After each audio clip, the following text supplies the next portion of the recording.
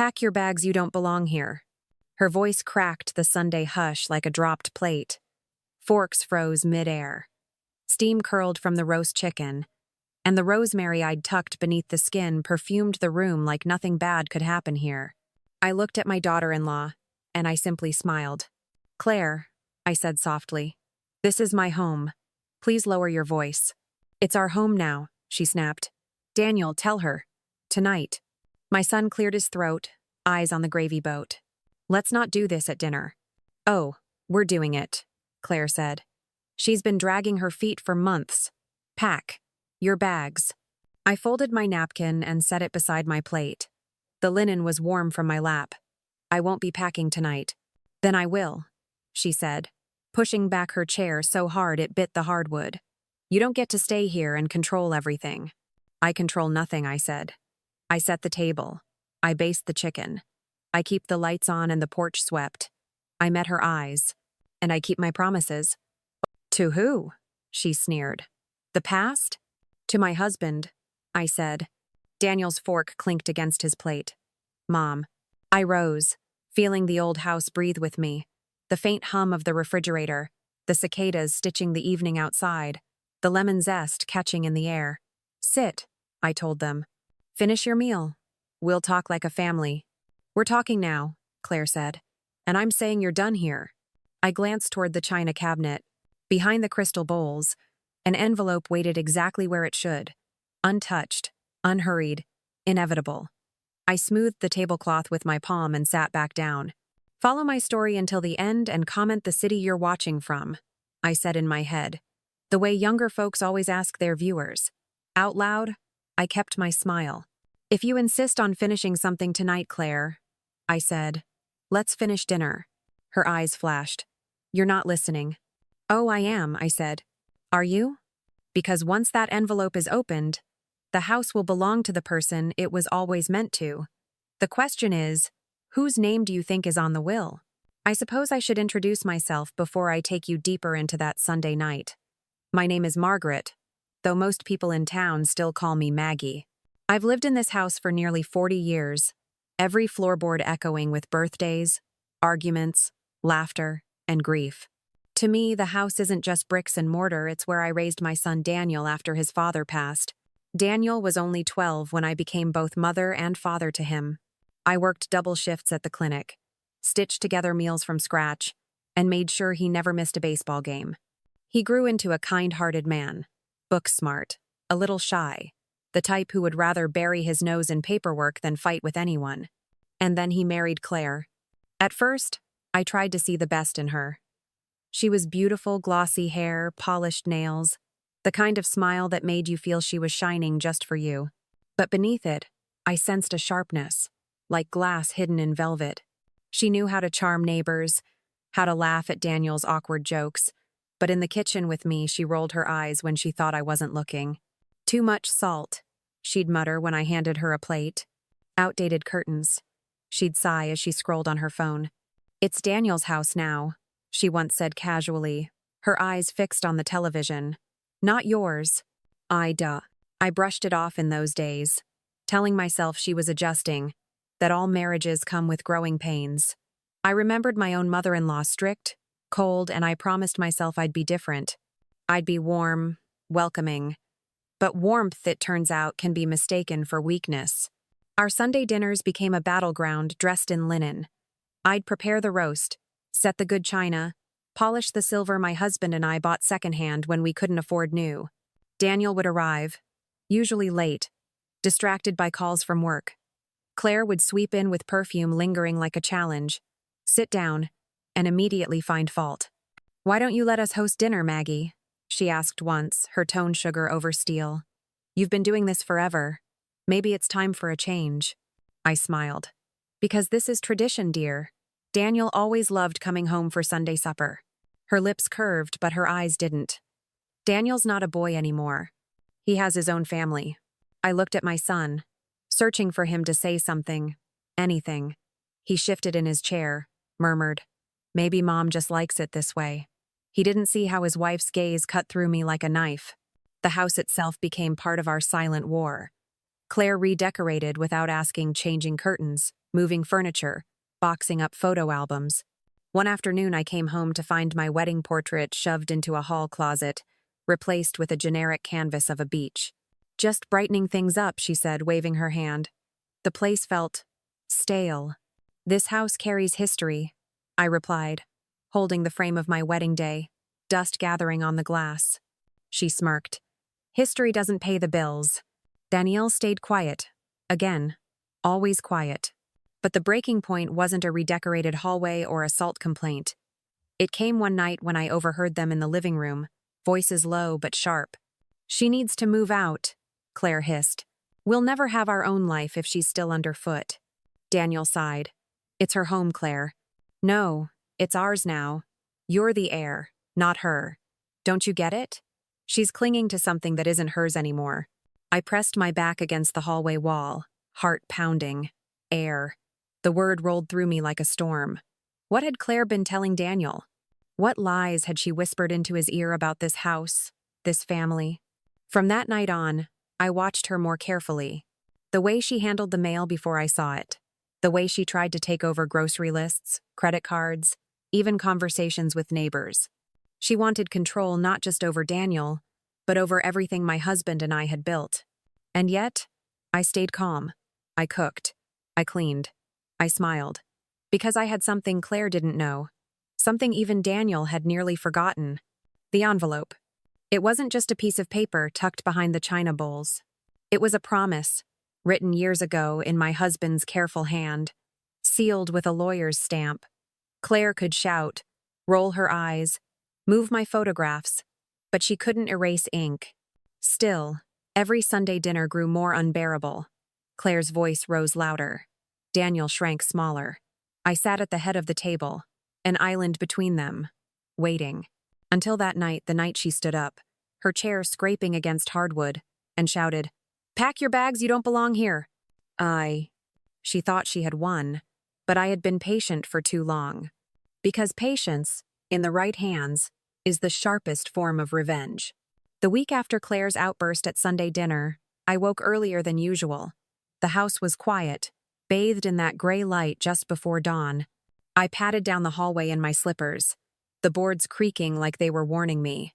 When I reached the parlor, my heart lurched. The old grandfather clock, my husband's pride, a fixture in our home for decades, was gone. In its place stood a gleaming glass cabinet filled with delicate porcelain figurines I had never seen before. I stood frozen, the emptiness where the clock once ticked, striking me harder than if she'd slapped me. That clock had kept time on birthdays, graduations, even the night Daniel was born. It had been my husband's constant companion when insomnia plagued him during his final illness. And now, it was simply gone. "Morning, Maggie?" Claire's voice startled me. She strolled in with a mug of coffee, her robe cinched perfectly at the waist. She followed my gaze to the bare spot. "Oh, you noticed." We decided it was time for a change. "We?" My voice cracked. "Yes," she said lightly. Daniel and I both agreed. The clock was too old, too dreary. This cabinet is more modern. She adjusted a porcelain figurine with the tip of her finger. "Where is it?" I asked. She shrugged. "Storage. Or maybe the donation center. Does it matter?" I wanted to shout, to drag the cabinet into the yard and smash it, but I didn't. Instead, I inhaled through my nose, forcing calm. "That clock has been here since the beginning," I said quietly. "It belongs here." Claire sipped her coffee, her eyes never leaving mine. Families change. Houses should too. I clenched my fists, hiding them in the folds of my robe, and walked away. It wasn't long before I discovered another violation. One afternoon I returned from visiting Mrs. Donovan, our neighbor, and found the door to my bedroom locked. I rattled the knob, confused, until Claire appeared at the end of the hallway, a ring of keys jingling in her hand. "Oh, you'll need this now," she said, dangling one of the keys before slipping it into her pocket. "Why is my door locked?" I demanded. "For security," she said breezily. Daniel and I decided it was best to manage the rooms ourselves. Too many spare keys around, you know. I stared at her, incredulous. "That's my bedroom." She smiled thinly. "Correction. That's the guest room now. We've set up the back room for you closer to the garden, cozier. I think you'll love it. My throat tightened, my pulse pounding in my ears. That room had been mine and my husband's sanctuary for decades. It still carried the faint scent of his cologne in the wardrobe, the indentation of his body in the mattress, and now she was demoting me to a corner of the house as if I were an unwanted tenant. You don't get to decide that, I whispered. Daniel agreed, she said, her voice like a blade. I bit down hard, tasting copper at the back of my tongue. I'll move when I choose, not when you order me. Her eyes flickered with anger, but she only twirled the key once more before slipping it into her robe pocket. Suit yourself, she said, turning away. That night, I lay awake in the small back room, staring at the ceiling, feeling stripped of everything but my determination. The battles continued. One evening, Daniel handed me a stack of papers across the kitchen table. His expression was sheepish, his hands trembling slightly. Mom, he began. Claire says you need to sign these. It's just some refinancing paperwork, makes things easier for everyone. I wiped flour from my hands. I had been preparing bread and unfolded the pages. My eyes scanned the legal jargon, and then I stopped cold. Daniel, I said carefully, did you read this? He shifted uncomfortably. Claire explained it. Lower interest rates. Nothing complicated. This, I said, tapping the document, transfers ownership. If I sign this, the house is no longer mine. His face drained of color. What? Claire appeared in the doorway, her voice smooth as cream. It's ours, Maggie. It's always been ours. You're just making it official. My jaw clenched as I set the papers aside. I won't sign. Daniel looked between us, torn. Maybe we can just... I said I won't sign. I repeated, more firmly. Claire's smile thinned, and though she said nothing, I saw the storm brewing in her eyes. Sunday dinners turned into performances, with Claire the star of her own stage. One evening she stood and tapped her glass, commanding silence from relatives and neighbors gathered around the table. We have exciting news, she declared, her hand slipping into Daniel's. Soon Daniel and I will be taking full ownership of the house. We'll be making big changes, fresh energy, modern design. Is Tim? Gasps and murmurs swept through the room. Someone asked, but what about Maggie? Claire's tone softened, dripping with condescension. Oh, she'll stay a little longer. But this is Daniel's home now. Everyone knows it. Dozens of eyes shifted toward me. I forced a smile, even as my face burned. The sweetness of the pie in my mouth turned bitter, and I set my fork down with trembling fingers. Inside, humiliation throbbed like a fresh wound. I wanted to rise, to announce the truth, to wave the envelope that could crush her smug triumph. But not yet. Not in front of an audience that had been lulled into believing her lies. So I swallowed the bitterness and let silence speak for me. That night, alone in the small back room, I retrieved my wedding portrait from the closet where she had shoved it aside. My husband's eyes, kind and steady, stared back at me from beneath the glass. I promised you, I whispered. I promised to protect what we built. I remembered the day we signed the will.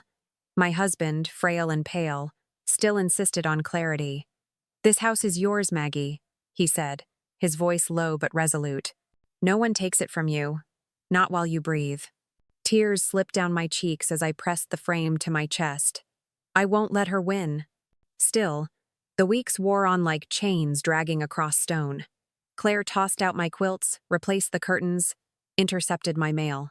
Each act was another erasure, another way to push me out. Daniel grew quieter, retreating into his work, avoiding eye contact when Claire made her pronouncements. One evening I sat on the porch as the sun bled into the horizon. The roses swayed in the warm breeze, the air rich with their perfume. Once, that sight would have filled me with peace. Now it hollowed me. Was I to fade here? A shadow in the house I built? Erased by a woman who wore her triumph like perfume? For the first time, despair dug deep, and I wondered if patience had been a mistake. But then the memory of my husband's words steadied me. This house is your fortress. And behind the crystal bowls, the envelope waited. The following days blurred into a strange rhythm of skirmishes. Every time I turned around, Claire had claimed something else. The garden I had tended for decades was suddenly her project. I watched from the kitchen window as she ripped up the rose bushes my husband planted and replaced them with trimmed hedges ordered from a landscaper. When I stepped outside to protest, she lifted her sunglasses and said, "Roses are messy, Maggie. They drop petals everywhere. We need something cleaner." "They were his favorite," I replied. "Well," she said, shoving a shovel into the earth, "he's not here anymore." End quote. Her words sliced through me, but I refused to let her see me crumble. I walked back inside, heart pounding, and pressed my palms against the countertop just to steady myself. Another battle erupted in the kitchen. I had been preparing my husband's old stew recipe, onions sizzling in the pan, when Claire breezed in and wrinkled her nose. "That smell is awful," she complained, waving her manicured hand. "Daniel doesn't even like this kind of food." I set the spoon down slowly. "Daniel grew up on this stew. He used to beg for it every winter." "People change," she said coolly, pulling a carton of takeout from a bag. "He prefers Thai now. Why don't you let me handle dinner from now on?" I stared at the simmering pot, steam curling like a ghost. Memories flooded back. Daniel, age 10, slurping the broth, grinning through the steam. My throat tightened, but I said nothing. Instead, I ladled the stew into a bowl for myself and left the kitchen to her. Behind me, I heard her mutter, "So stubborn." The tension seeped into Daniel. One night, as rain lashed the windows, he came into my room, what was left of it, and sat on the edge of the bed. He looked exhausted, his shoulders sagging, his eyes bloodshot. "Mom," he whispered, "maybe it's time you considered moving. Claire and I—" "Daniel." I cut him off, my voice sharper than I intended. "This is my home." He rubbed his face with both hands. I know, but she's not going to stop. And I can't keep being in the middle." I studied him in the dim light. This was my boy, the one who used to run to me with scraped knees, who once cried when his goldfish died, who whispered secrets to me at bedtime. Now he sat defeated, caught in a web he didn't know how to escape. "You don't need to choose sides," I said softly. "You need to remember the truth." His head dropped. "What truth?" I almost told him about the envelope then. Almost. But something stopped me. He wasn't ready. He needed to see with his own eyes who Claire really was. "Go get some rest," I said instead, brushing his hair back like I did when he was a boy. The final straw came on a Sunday when the family gathered once more. Claire had dressed the table herself, all stark whites and shining glass, as if she were erasing every trace of warmth I had built over the years. The roast chicken sat untouched while she stood, wineglass in hand, her smile flashing at the cousins and neighbors she'd invited.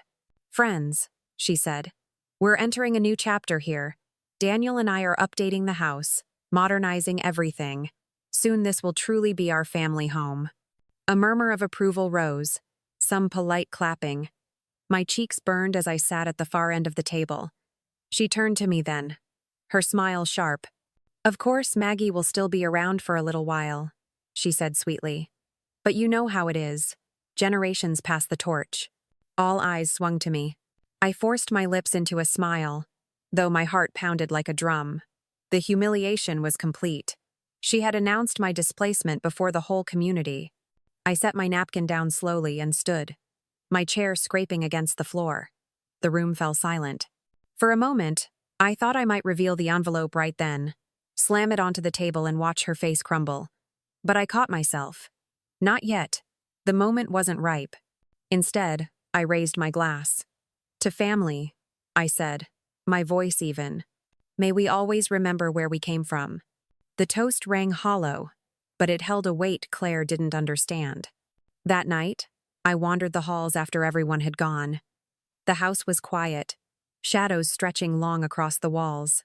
I stopped by the china cabinet and slid the glass door open just enough to glimpse the corner of the envelope, its edges yellowed with time. My fingers itched to pull it out, to end the charade once and for all. But I closed the cabinet again. Timing, I reminded myself. Timing is everything. Upstairs, muffled voices drifted down the hall. Claire's sharp tone cut through the wood like a blade. "She's not budging," she snapped. "If she won't sign, will force her hand another way. Daniel mumbled something I couldn't hear. We'll find a lawyer who agrees with us, Claire pressed. She's old, Daniel. They'll side with us.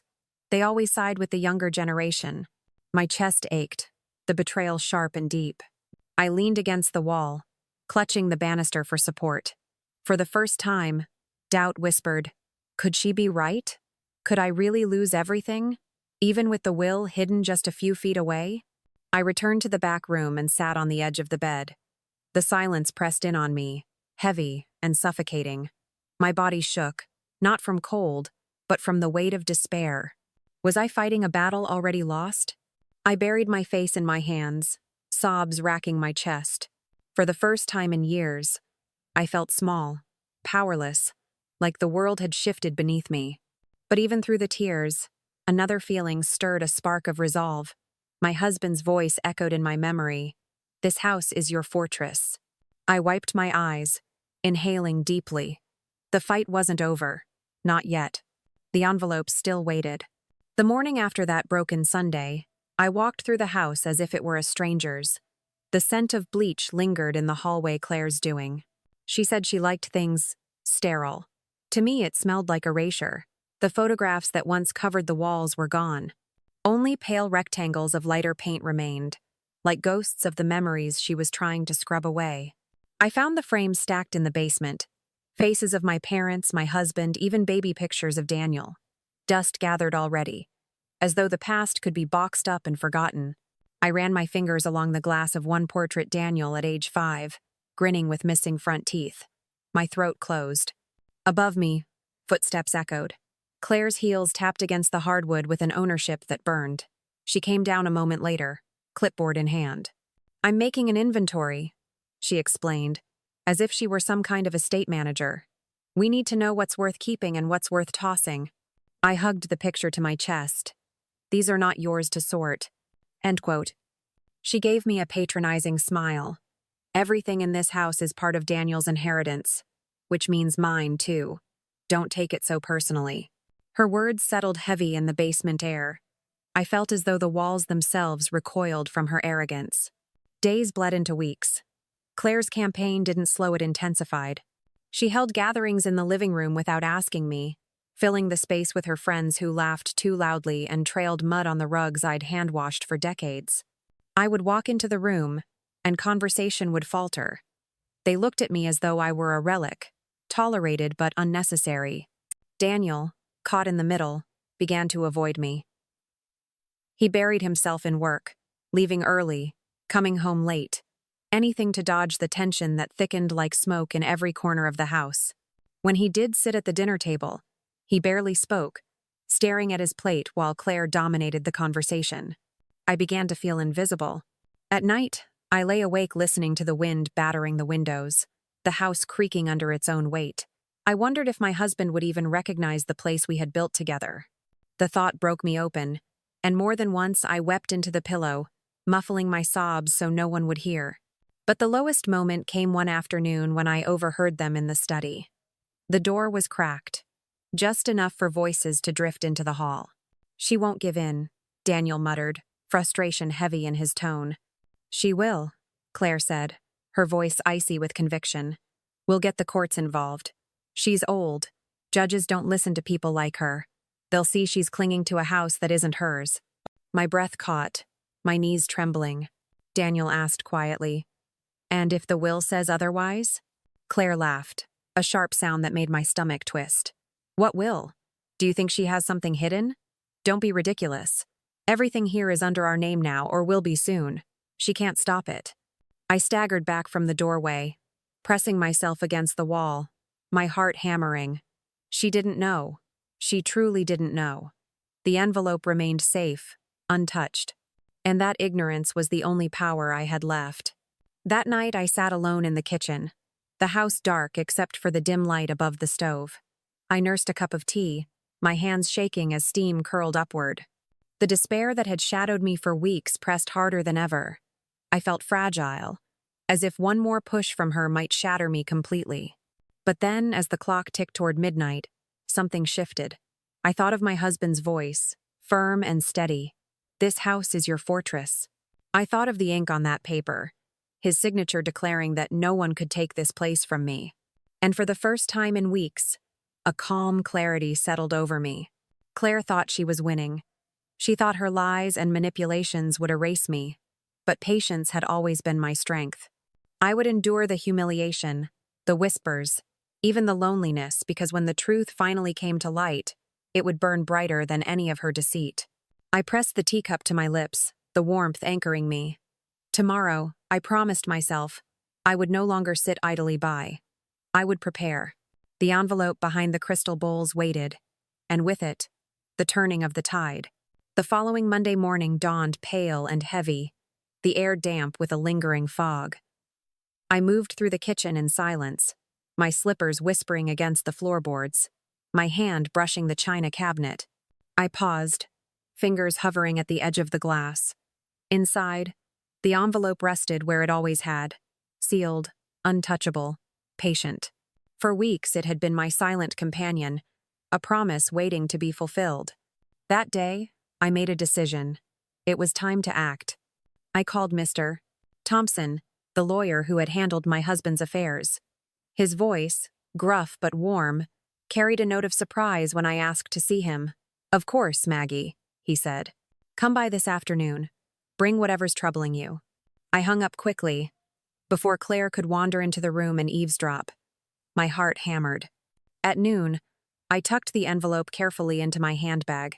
As I slipped on my coat, Claire intercepted me in the hallway. "Going somewhere?" she asked, her eyes sharp despite the honeyed tone. "Just errands," I said, keeping my voice casual. "The garden club needs volunteers." She tilted her head, studying me like a hawk. "Don't stay out too long. Daniel and I are reviewing some financial plans tonight." I smiled faintly, hand tightening on the strap of my bag. "I'll be back before supper." Her gaze lingered, probing, but at last she stepped aside. My knees nearly buckled with relief when the front door closed behind me. The law office smelled faintly of old books and lemon polish. Mr. Thompson rose from behind his oak desk, his hair now more silver than I remembered, but his eyes just as kind. "Maggie," he greeted, taking my hand. "It's been too long." I placed the envelope on his desk. "I need you to remind me of everything inside this. Every line, every clause." His brow furrowed as he broke the seal. He adjusted his glasses, skimming the contents with practiced precision. Minutes stretched into an eternity as the sound of rustling pages filled the room. Finally, he looked up. "Well," he said slowly, "your husband was thorough." Relief swept through me, though my breath still hitched. "Tell me." He tapped the first page. "The property, the accounts, the valuables, everything remains under your sole ownership until the day you choose to relinquish it. Not Daniel, not his spouse, not anyone else has a claim while you live." My eyes stung with tears. "And," Mr. Thompson continued, pointing to a later paragraph, he included a protective clause. "Should anyone attempt to challenge your rights, they'd have to provide overwhelming proof of your incapacity. And even then, it falls under court review." Practically ironclad. I pressed a trembling hand to my mouth. My husband had thought of everything. "Claire's been pushing Daniel," I whispered. "Trying to make me sign papers, lock me out of rooms, humiliate me at dinner. She thinks she's already won." Mr. Thompson's jaw tightened. "Then she doesn't know what's written here." I shook my head. "Not yet." He leaned forward. "Maggie, you hold every card. Don't doubt that." I exhaled shakily, clutching the edge of the desk. For the first time in weeks, the fog of despair lifted. The will was more than a safeguard, it was a weapon of truth. On my way home, I stopped at the corner cafe where Evelyn worked. Evelyn had been my neighbor for years, the kind of woman who saw everything and forgot nothing. She spotted me immediately, rushing from behind the counter with open arms. "Maggie, you look thin as a rail," she said, squeezing me. "Is that daughter-in-law of yours starving you?" Despite myself, I chuckled. "Not starving me, just testing me."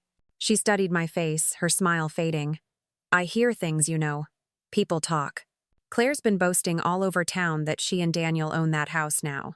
Heat rushed to my cheeks. "She lies." "I know," Evelyn said firmly. "But if you let her keep telling it, Folks will believe her. What are you going to do? I lowered my voice. I saw Mr. Thompson today. The will is strong. Stronger than she could ever imagine. Evelyn's eyes lit with a mixture of relief and mischief. Good. Then let her run her mouth. When the truth comes out, she'll choke on her own words. Action. Her laughter warmed me more than the tea she poured. For the first time in months, I felt less alone. I had an ally. That evening, I returned home to find Claire perched on the sofa, papers spread across the coffee table. Daniel sat beside her, head bowed, pen in hand. What's this? I asked, slipping off my coat. Budget planning, Claire said smoothly. Daniel and I are organizing expenses for the house. Without me? I asked, raising a brow. She smirked. You're welcome to sit in, if you think you can keep up. Daniel flinched but said nothing. I crossed the room, my steps deliberate. I'll join, I said calmly, taking a seat opposite them. Claire's smile faltered for the briefest moment, because for the first time, she didn't realize that I wasn't cornered anymore. I wasn't the frail relic she thought she was pushing aside. The truth sat in my handbag, heavier than stone, sharper than steel. And when the moment was right, I would lay it bare for all to see. That night, long after Daniel and Claire had gone upstairs, I sat alone at the kitchen table. The hum of the refrigerator was the only sound, steady and patient, like the will waiting in my handbag. I pulled it out once more, spreading the pages before me. My husband's handwriting on the final signature line steadied my nerves. He had known Claire's type. He had seen this storm coming even when I had been blinded by my desire to welcome her. I whispered to the empty kitchen, "You prepared me for this, didn't you?" The words echoed in the stillness, and for the first time, I felt less like a victim and more like a custodian of a secret truth. The next morning, Evelyn stopped by under the pretense of bringing fresh muffins. She handed me the basket and lowered her voice. I asked around town. Claire's been telling anyone who'll listen that she and Daniel are remodeling the house. Some folks even believe she's already the owner. My chest tightened, but Evelyn winked. Let her spin her tales. The fall will be harder. Her loyalty gave me courage. I decided to confide in her fully. I led her to the china cabinet, slid open the glass, and revealed the hiding spot. She gasped softly when she saw the envelope. "This is it," I told her. "The safeguard. The proof." She touched my arm. "Then promise me something, Maggie. Don't hold back when the time comes. Show it to everyone. Don't give her another inch." "Noted. I promise." The following days, I began to prepare quietly. I organized my documents, collected receipts, letters, anything that tied me firmly to this house. I visited Mr. Thompson again and asked him to be present when the time came. He agreed without hesitation. "Bring them together," he advised. "Don't reveal it piece by piece. Make it public, undeniable. The humiliation will sting more than any argument." His words stayed with me. Public exposure. That was the only way to pierce Claire's armor of lies. Back at home, Claire noticed my calm and mistook it for surrender. She became bolder, ordering new furniture, discarding old heirlooms, and hosting parties without asking me. One evening, she laughed loudly in the living room, surrounded by her friends. "This house is finally becoming mine," she declared, her voice carrying down the hall. The old woman doesn't realize she's already out. I stood in the doorway, silent, watching her bask in her own arrogance. She caught sight of me but didn't falter, as if daring me to protest. I simply smiled and turned away, because soon her laughter would turn to ashes. The final piece fell into place when Daniel approached me in the garden. He looked weary, his face drawn. "Mom," he began, "Claire says we need you to consider signing over power of attorney. Just in case, for the future." I put down my gardening shears and studied him. "Do you think I'm incapable, Daniel?" His eyes widened. "No, of course not. It's just what she wants," I finished for him. He looked away, shame painting his cheeks. I touched his arm gently. "One day, Daniel, you'll see clearly. And when you do, you'll remember whose side truth was on." He didn't reply, but I saw something flicker in his eyes. Doubt. Maybe even guilt. It was enough. That evening, I placed a call to Mr. Thompson. My voice was steady. "It's time," I said. "Can you arrange a gathering this Sunday? Claire wants the family to see her triumph. I think it's fitting they see the truth instead." "Of course," he replied. "I'll have everything prepared." As I hung up, a calm satisfaction spread through me. The plan was set. The stage was ready. Claire believed she had won. She strutted through the house like a queen, blind to the trap tightening around her. She thought my silence was defeat, my patience weakness. But silence can be a blade. Patience can be a hammer. And this Sunday, with every witness gathered, the will would be revealed. I closed the china cabinet one last time, my reflection shimmering in the glass. My husband's portrait watched from the mantel, his eyes steady, approving. "The fortress still stands," I whispered, "and soon she'll know it." Sunday arrived with a sky too bright for what was about to unfold. The air outside was clear and sharp, cicadas humming in the trees, but inside the house the tension was thick enough to choke on. Claire had insisted on hosting a family gathering to celebrate, as she called it, a new beginning. She sent out invitations with embossed lettering, as though this house already bore her name. By noon, the living room was crowded with cousins, neighbors, even a few of Daniel's colleagues. Glasses clinked, polite chatter swelled, but underneath it all I felt the hum of expectation. Everyone had heard Claire's boasts by now. They had come to see the victory lap. I moved quietly among them, offering trays of hors d'oeuvres as I had done for decades, though my hands trembled under the weight of the porcelain plates. The envelope rested in my handbag, heavier than any burden I had carried before. Mr. Thompson stood near the fireplace, his presence a silent anchor. Evelyn lingered at my side, giving me a small nod every time our eyes met. Claire emerged at last, radiant in a crimson dress, her hair pinned high, her smile dazzling. She clinked her glass and the room hushed. Daniel trailed behind her, shoulders stiff, his tie slightly askew. "Friends, family," she began, her voice smooth as satin.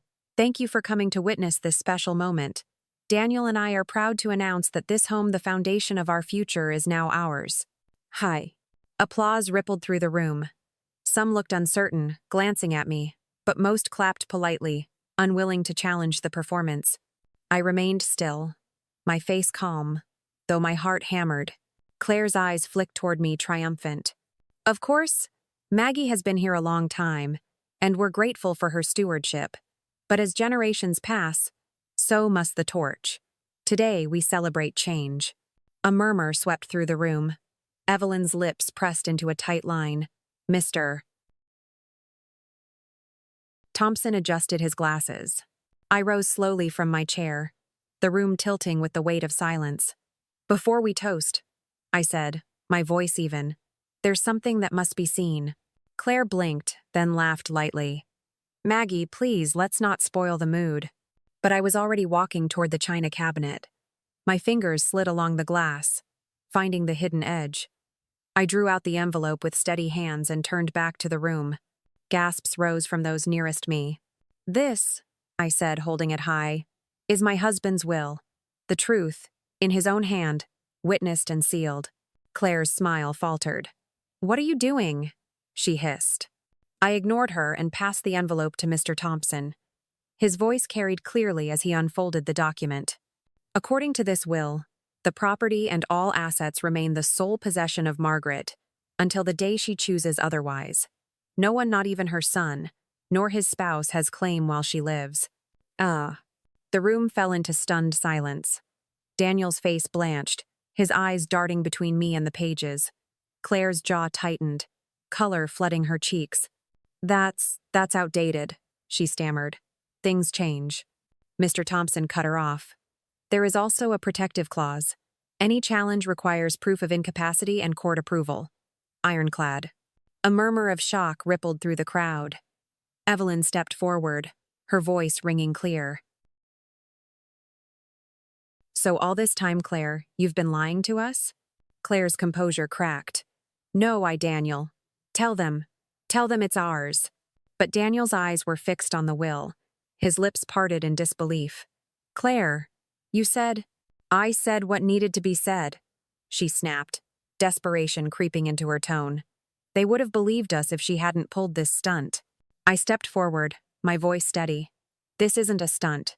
This is truth. And truth doesn't need performance.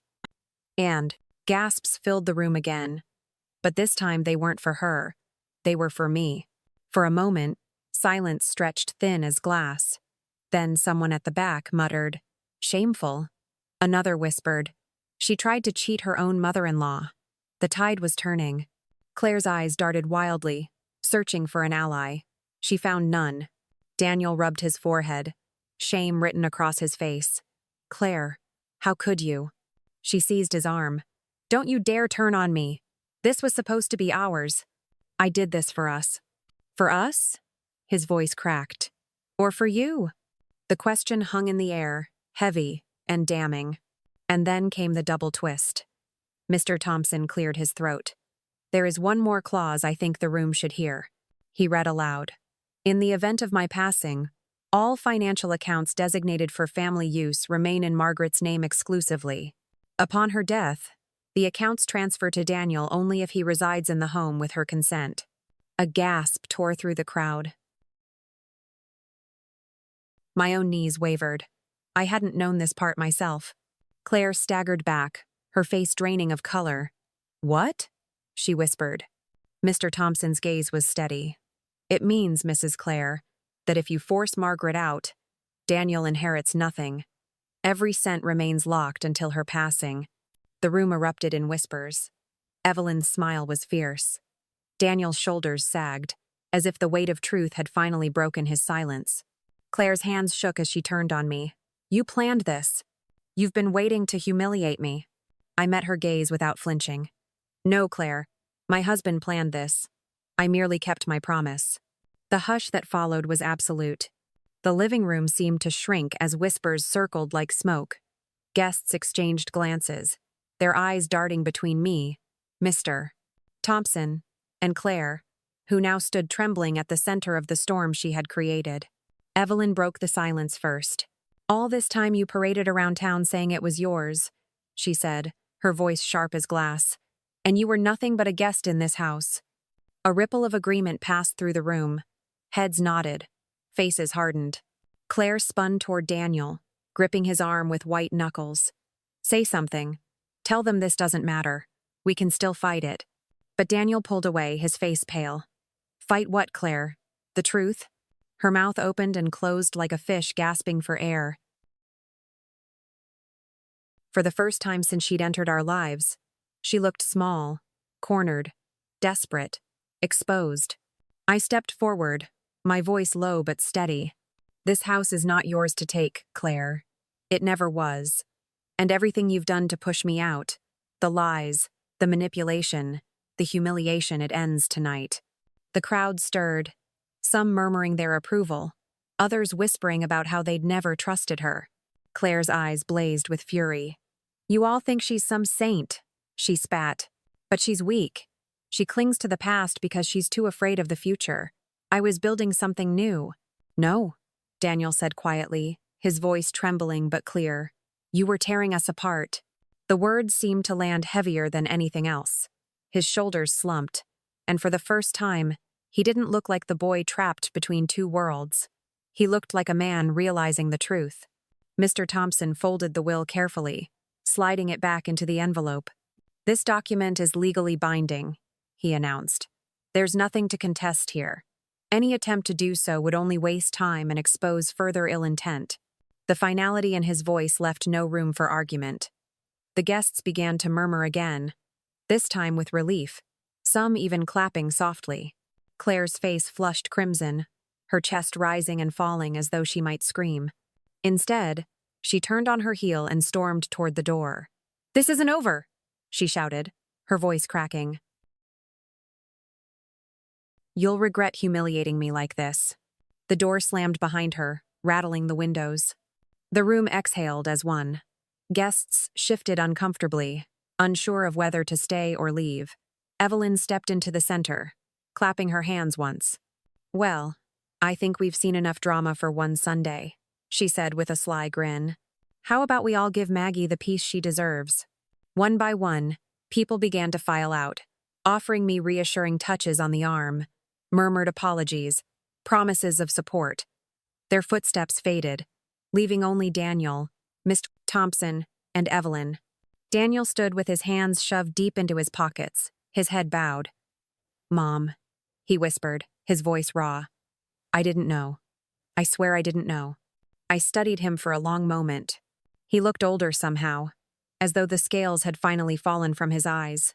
"I know, Daniel," I said softly, "but you let her speak for you. You let her silence you." His shoulders hunched. I thought keeping the peace was the right thing. "Peace built on lies," I said, "isn't peace at all." His eyes filled with tears. "I'm sorry."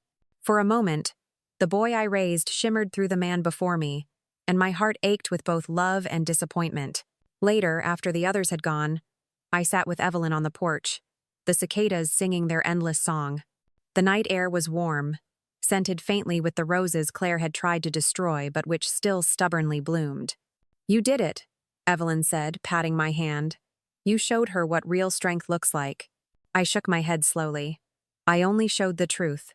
The strength was in the paper my husband left behind. I just kept it safe until the time was right." Evelyn smiled knowingly. "Timing is everything." I leaned back in my chair, the weight of weeks of humiliation finally lifting. Inside, the house seemed to breathe again, its walls no longer suffocated by her lies. But even as relief settled, I knew this wasn't the end. Claire's words echoed in my mind. This isn't over. She would try again, in some other way, fueled by pride and wounded vanity. Yet the difference now was clear. She no longer held power over me. The community had seen her exposed. Daniel had seen the truth with his own eyes. And I had learned, perhaps too late but not too late, that silence must end when justice is at stake. I closed my eyes, the night wrapping around me like a shawl. The storm had broken, but its echoes would linger. Still, I was ready. The will had changed everything, and nothing could take that away. The living room seemed to shrink as whispers circled like smoke. Guests exchanged glances, their eyes darting between me, Mr. Thompson, and Claire, who now stood trembling at the center of the storm she had created. Evelyn broke the silence first. "All this time you paraded around town saying it was yours," she said, her voice sharp as glass. "And you were nothing but a guest in this house." A ripple of agreement passed through the room. Heads nodded, faces hardened. Claire spun toward Daniel, gripping his arm with white knuckles. "Say something. Tell them this doesn't matter. We can still fight it." My sis. But Daniel pulled away, his face pale.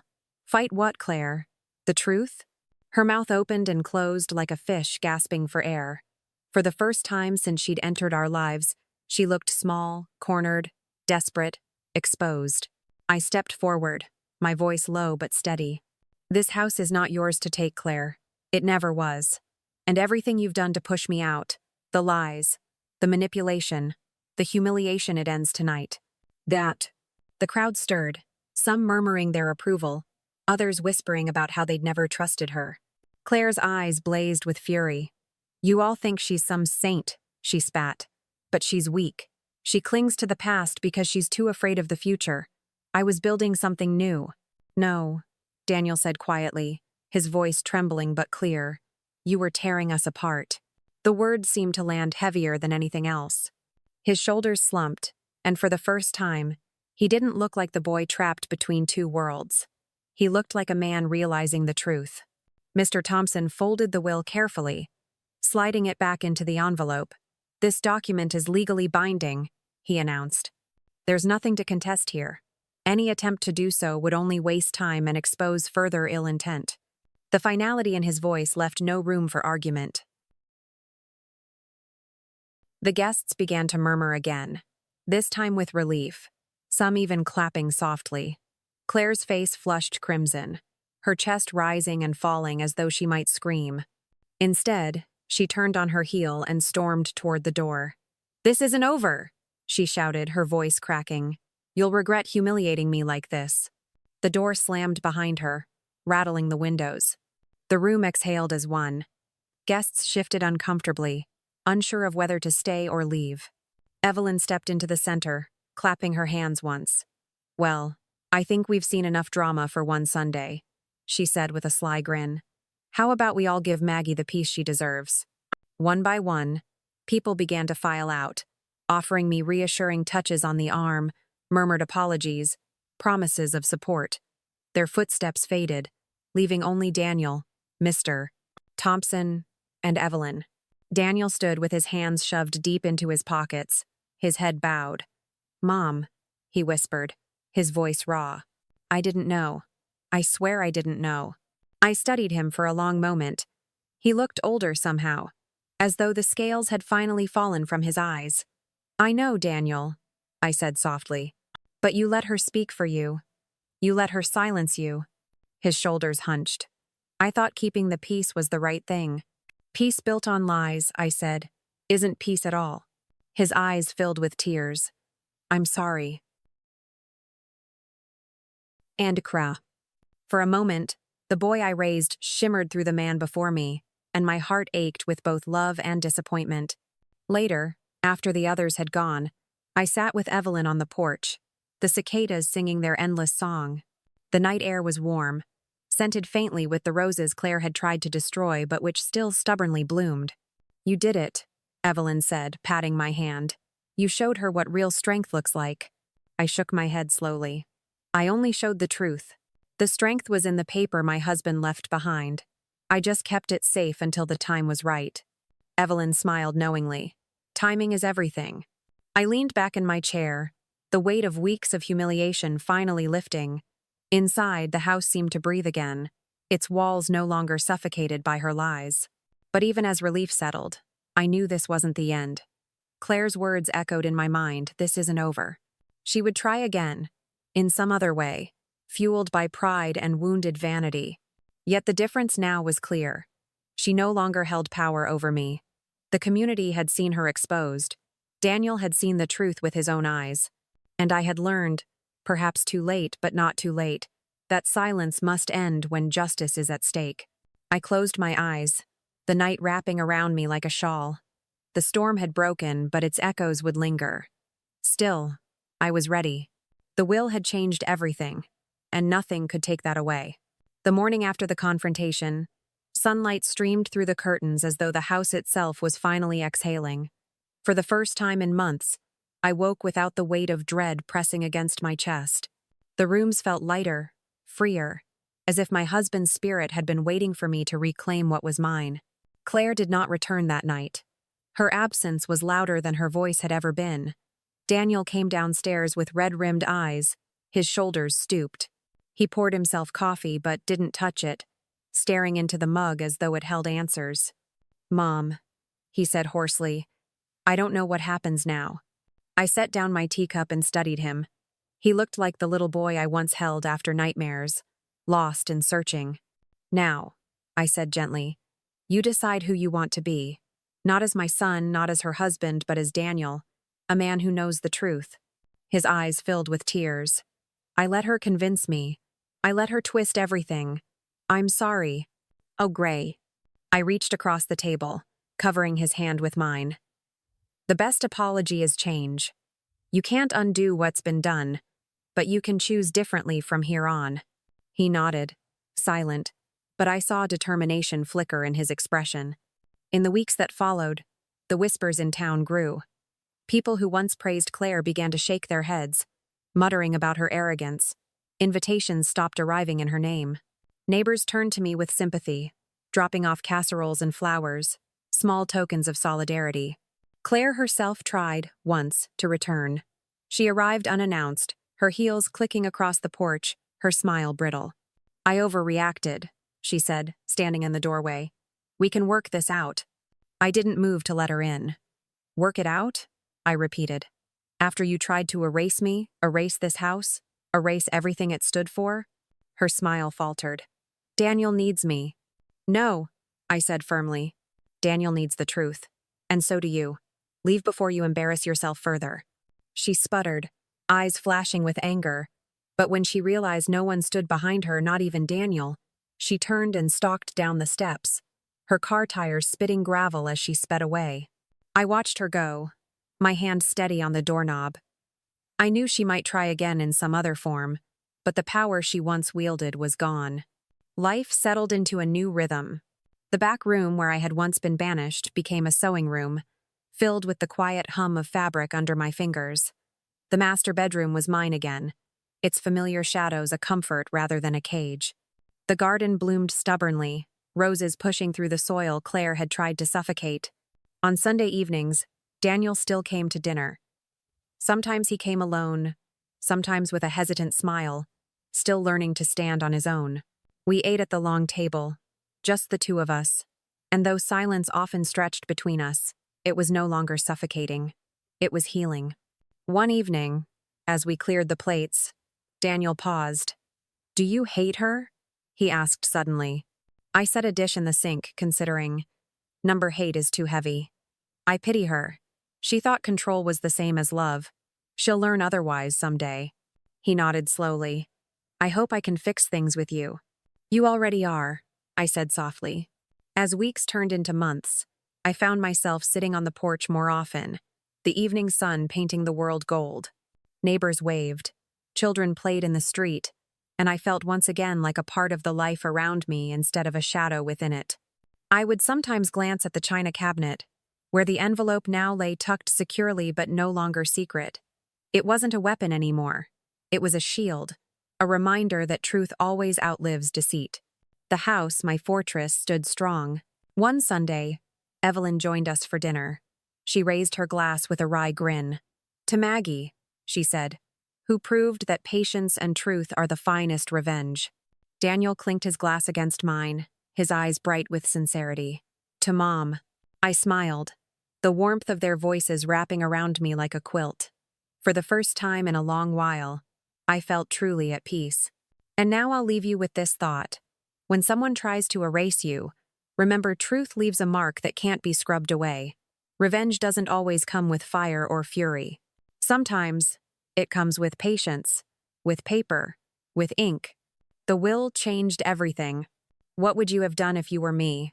Tell me in the comments, and don't forget to subscribe if you want to hear the next story.